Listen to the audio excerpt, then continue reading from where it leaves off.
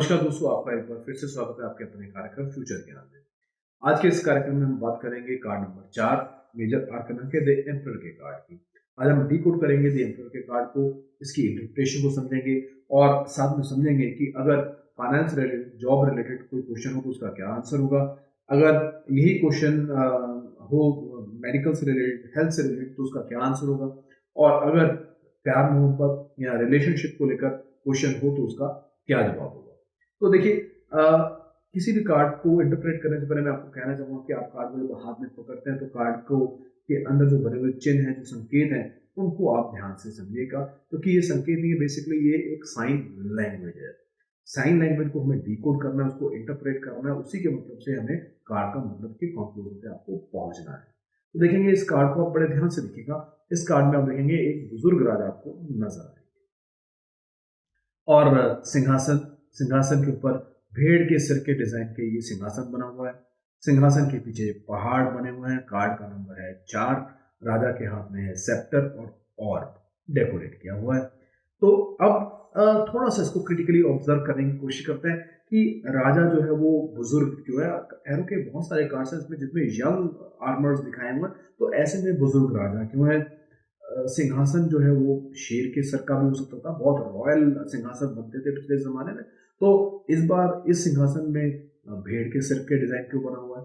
और अगर सिंहासन है तो सिंहासन जनरली कहाँ होता है, सिंहासन राजमहल में होता है। अगर राजमहल में होता है तो राजमहल की पिक्चर क्यों नहीं है पीछे, या कोई सीनरी या कोई अच्छी दीवार क्यों नहीं बनी हुई।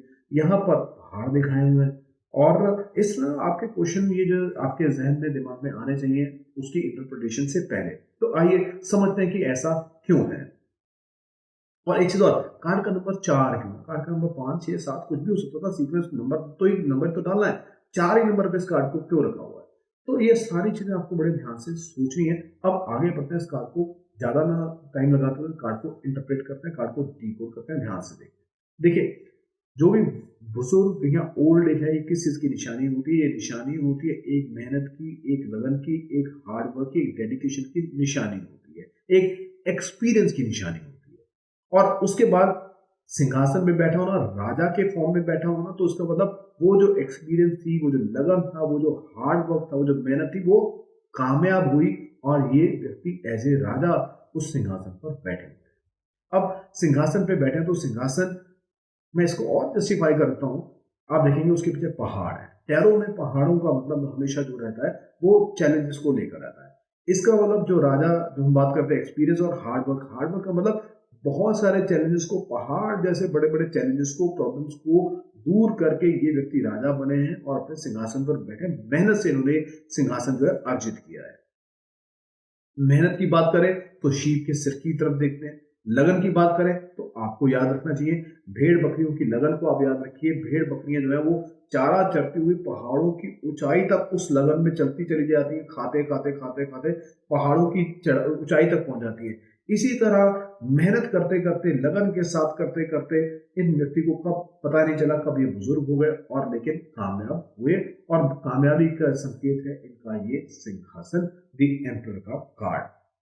अब और जो सेप्टन है ये एक विजडम का, और ये भी एक पॉजिटिव साइन है, विजडम का संकेत है। हमारे अगर आप देखेंगे हिंदू देवी देवताओं के हाथ में भी किसी ना किसी तरह की फॉर्म में सेप्टर हुआ करता है, तो वो आप देखेंगे तो आपको वहां पर भी उनकी पिक्चर्स में भी नजर, आपको सेप्टर नजर आ जाएगा। बस सिर्फ फर्क क्या है कि सेप्टर के जो डिजाइन है वो डिफरेंट होते हैं। आइए अब बात करते हैं इस कार्ड के पूरे कंक्लूजन की बात करते हैं। तो इस पूरे कार्ड का कंक्लूजन ये निकलता है कि ये कार्ड मेहनत, लगन, डेडिकेशन की तरफ इशारा करता है और इस सब के बाद इशारा करता है कामयाबी की तरफ, राइट। तो अब अगर ये क्वेश्चन आए किसी का जॉब को लेकर, किसी का फाइनेंसेस को लेकर इशू आए, उसका क्वेश्चन हो कि कब उनको इससे छुटकारा मिलेगा या जॉब नहीं कब मिलेगी, जॉब कब मिल सकती है, तो आपको उन्हें बताना है, समझाना है कि आपको निराश नहीं होना, आपको निरंतर प्रयास, आपको हार्ड वर्क, आपको उसी लगन के साथ काम करना है और कामयाबी आपको अवश्य मिलेगी। अगर आप बिजनेस करें तो बिजनेस में लगातार प्रयास जारी रखिए, उसी बिजनेस को आप कॉन्टिन्यूटी में रखिए, चेंज मत करिए, आपको कामयाबी अवश्य मिलेगी। अब बात करते हैं मेडिकल रिलेटेड प्रॉब्लम को लेकर या हेल्थ रिलेटेड इश्यूज को लेकर, अगर ये कार्ड आपके पास आया सीधा तो आपको उनको समझाना है कि आप बिल्कुल ठीक होंगे, जल्दी स्वस्थ होंगे, बिल्कुल होंगे, लेकिन आपको धैर्य के पूर्वक आपको इलाज पर आपको विश्वास रखना है। जो इलाज चल रहा है उस पर आप बिलीव कीजिए, उस पर आप ट्रस्ट कीजिए, इलाज को कंटिन्यू रखिए और इलाज जब जारी रहेगा और उसी इलाज के साथ आपको फायदा भी जरूर पहुंचेगा। निराश होने की आवश्यकता नहीं है, आप जरूर कामयाब होंगे, जरूर आप स्वस्थ होंगे आप। अब बात करते हैं, अगर यही क्वेश्चन है आपका रिलेशनशिप को लेकर या प्यार मोहब्बत को लेकर, तो देखिए आपको उन्हें समझाना है कि देखिए वो रिलेशनशिप जो है वो सक्सेसफुल होगी, कामयाब होगी। आपको उस रिलेशनशिप को कामयाब करने के लिए पॉजिटिविटी के साथ निरंतर प्रयास आपको जारी रखना है, उसमें आपको लगन के साथ आपको उसमें मेहनत करनी है, उसमें आपने उसको रिश्ते को ठीक करने के लिए या रिश्ते को जोड़ने के लिए, अगर रिश्ता नया जुड़ रहा है तो उसमें भी आपको अगर आप एफर्ट करेंगे तो रिश्ता जो है वो कामयाब होगा, रिश्ता जरूर जो है वो सिरे चढ़ेगा। तो देखिए ये तो थे तीनों क्वेश्चंस को लेकर आपकी इंटरप्रिटेशन इस कार्ड की। अब हम बात करते हैं, मैंने आपको पहले बोला था कि कार्ड का नंबर 4 क्यों है, 5 6 7 8 सीक्वेंस में भी तो ये कार्ड आ सकता था। कार्ड के जो संकेत है, जो साइन लैंग्वेज है और कार्ड के जो नंबर्स हैं, न्यूमेरिकल जो वैल्यू, उनका आपस में कहीं ना कहीं जरूर संबंध होता है। मैंने पिछले कार्ड्स में भी आपको बताया है। देखिए नंबर 4, न्यूमरोलॉजी की बात करें तो नंबर 4 वाले व्यक्ति जो होते हैं वो बड़े हार्ड वर्किंग, बड़े प्रैक्टिकल, बड़े डेडिकेटेड होते हैं। उनको कामयाबी मिलती है, जरूर मिलती है, लेकिन ये सारा हार्ड वर्क और मेहनत और लगन के बाद, उनको परिश्रम के बाद उनको कामयाबी मिलती है। उनको कामयाबी यूं ही नहीं मिल जाती, परिश्रम करना पड़ता है।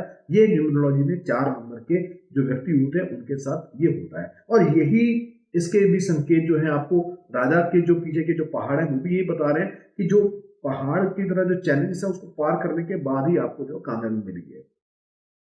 एस्ट्रो की बात करें तो एस्ट्रो में जो 4 नंबर में जो फॉल करता है वो कैप्रिकॉर्न जो है वो 4 नंबर में फॉल करते हैं।